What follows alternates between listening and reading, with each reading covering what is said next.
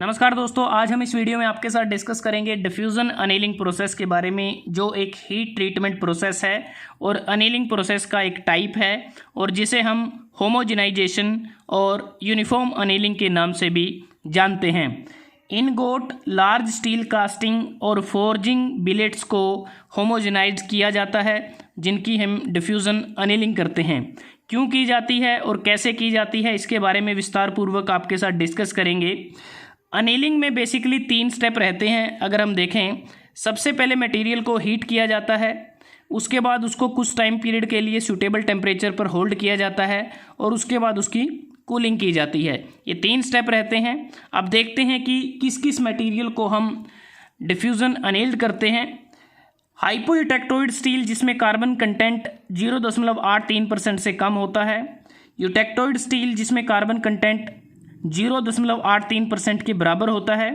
Hyper eutectoid steel, जिसमें carbon content 0.83% से ज़्यादा होता है। तो ये जो स्टील होते हैं, इसको हम गर्म करते हैं अपर क्रिटिकल टेम्परेचर से ऊपर। अगर हम बात करें, इसमें हाई टेम्परेचर पर हीट किया जाता है।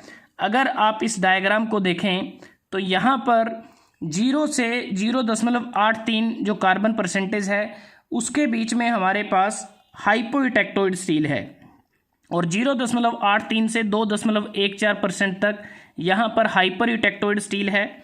और ये जो डॉटेड रेड लाइन आपको नज़र आ रही है, जिसमें जिस स्टील में कार्बन कंटेंट 0.83% के बराबर होता है, ये यूटेक्टोइड स्टील की लाइन है।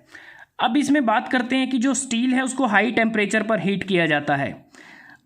वो टेम्परेचर होता है क्योंकि हाइपर यूटेक्टोइड स्टील के लिए जो अपर क्रिटिकल टेम्परेचर की जो लाइन है वो A3 लाइन है, जिसका अगर हम बात करें 723 डिग्री से 910 डिग्री सेल्सियस के बीच में ये अपर क्रिटिकल टेम्परेचर रहता है। उसी प्रकार जो हाइपर यूटेक्टोइड स्टील है, जिसका अपर क्रिटिकल टेम्परेचर ये inclined line ACM line indicate करती है, जो 723 डिग्री से 1147 डिग्री के बीच में रहता है। और ये वाली जो लाइन है, ये लोअर क्रिटिकल टेम्परेचर लाइन है, क्योंकि स्टील का लोअर क्रिटिकल टेम्परेचर 723 डिग्री होता है और उसको हम A1 से इंडिकेट करते हैं। मतलब कि अपर क्रिटिकल टेम्परेचर से ऊपर के टेम्परेचर पर गर्म किया जाता है और ये हाई टेम्परेचर पर गर्म करते हैं। वो जो टेम्परेचर रेंज रहती है 1000 डिग्री सेल्सियस से 1200 डिग्री सेल्सियस के बीच में रहती है। इस टेम्परेचर रेंज पर स्टील को गर्म किया जाता है और गर्म करने के बाद होल्ड किया जाता है एक पर्टिकुलर टेम्परेचर पर, और स्टील को हम 8 से 20 घंटे के टाइम पीरियड के बीच में इसको होल्ड करते हैं। और होल्ड करने के बाद मटेरियल को कूल किया जाता है और कूल करते हैं एयर में। स्लोली कूलिंग की जाती है।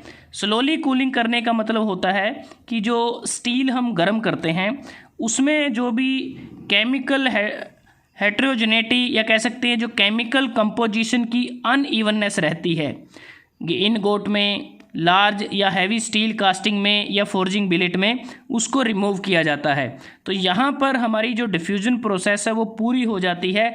लेकिन डिफ्यूज़न प्रोसेस के बाद हमें अलग से फुल अनेलिंग या फिर नॉर्मलाइजिंग प्रोसेस करनी पड़ती है, क्योंकि हमें मटेरियल की प्रॉपर्टीज़ को इम्प्रूव करना है, ग्रेन स्ट्रक्चर को रिफाइन करना है और मटेरियल की इंटरनल स्ट्रेसेस को अवॉइड करना है।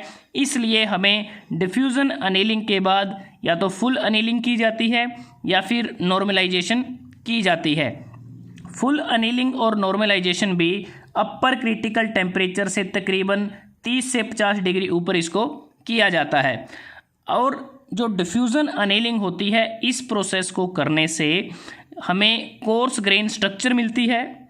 और ये जो डिफ्यूज़न अनेलिंग या फिर होमोजेनाइजेशन है, ये थिक स्केल को भी प्रोड्यूस करती है स्टील के सरफेस पर।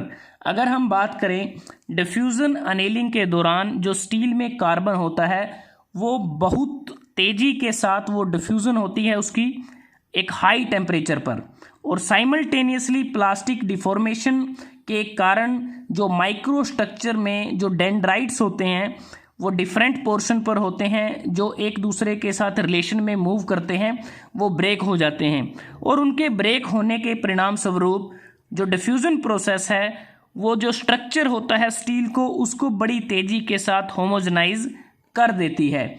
अगर डेंड्राइट्स या फिर इंटरडेंड्रेटिक सेग्रीगेशन स्टील के स्ट्रक्चर में मौजूद रह जाते हैं तो उसके कारण स्टील का ब्रिटल फेलियर होने के चांसेस बढ़ जाते हैं, क्योंकि जो स्टील होती है वो अनआइसोट्रोपिक प्रॉपर्टीज़ को इंडिकेट करती है। इसके अतिरिक्त स्टील में डक्टिलिटी, टफनेस कम हो सकती है और अलग अलग जो एडजेसेंट सेक्शन होते हैं वहाँ पर डिफरेंट हार्डनेबिलिटी भी हो सकती है। उसके बाद अगर हम बात करें ऑब्जेक्टिव की, जैसा अभी डिस्कस किया कि मेन ऑब्जेक्टिव यही रहता है कि हमें जो डेंड्राइटिक जो सेग्रीगेशन है या जो रीजनल सेग्रीगेशन है सॉलिडिफिकेशन प्रोसेस में, उसको हमें होमोजेनाइज करना है। जो कंपोजिशन होती है केमिकल कंपोजिशन, उसको होमोजेनाइज करना है, यूनिफॉर्म उसकी अनीलिंग करनी है पूरे जो वॉल्यूम होता है स्टील का। अगर हम बात करें जो डिफ्यूज़न अनीलिंग है, एक प्रकार से ये एक्सपेंसिव प्रोसेस है। एक्सपेंसिव प्रोसेस इसलिए होती है क्योंकि इस प्रोसेस में स्केल के रूप में हमारा बहुत सारा जो मेटल है वो लॉस हो जाता है उसका, और साथ में डिफ्यूज़न अनीलिंग के बाद हमें जो सब्सीक्वेंट जो ट्रीटमेंट होते हैं, जैसे फुल अनीलिंग है, नॉर्मलाइजेशन है, उसको करने की भी ज़रूरत होती है ग्रेन स्ट्रक्चर को रिफाइन करने के लिए। इसलिए इस प्रोसेस को स्पेशल केसेस में ही यूज किया जाता है। तो दोस्तों, आज हमने इस वीडियो में आपके साथ डिस्कस किया डिफ्यूज़न अनीलिंग प्रोसेस के बारे में, जो एक हीट ट्रीटमेंट प्रोसेस है और अनीलिंग प्रोसेस का टाइप है। और ये जो पूरी प्रोसेस होती है, इसमें जो हीटिंग, होल्डिंग और जो कूलिंग होती हैं, अगर हम इसका टोटल टाइम इसको काउंट करें, जो टोटल टाइम की जो रेंज रहती है वो रहती है 50 घंटे से 120 घंटे के बीच की इसकी टाइम रेंज रहती है। क्योंकि होल्डिंग का टाइम रेंज देखें तो 8 से 20 घंटे होल्डिंग का ही होता है और पूरा जो प्रोसेस का टाइम रेंज होता है वो 50 घंटे से 120 घंटे के बीच में रहता है। तो दोस्तों, आज हमने इस वीडियो में आपके साथ डिस्कस किया डिफ्यूज़न अनीलिंग, जिसे हम यूनिफॉर्म अनीलिंग और होमोजेनाइजेशन के नाम से भी जानते हैं। अगर आपको ये वीडियो अच्छा लगा, आप इसको लाइक कर सकते हैं, शेयर कर सकते हैं अपने दोस्तों के साथ, स्टूडेंट्स के साथ, और चैनल को सब्सक्राइब करना ना भूलें।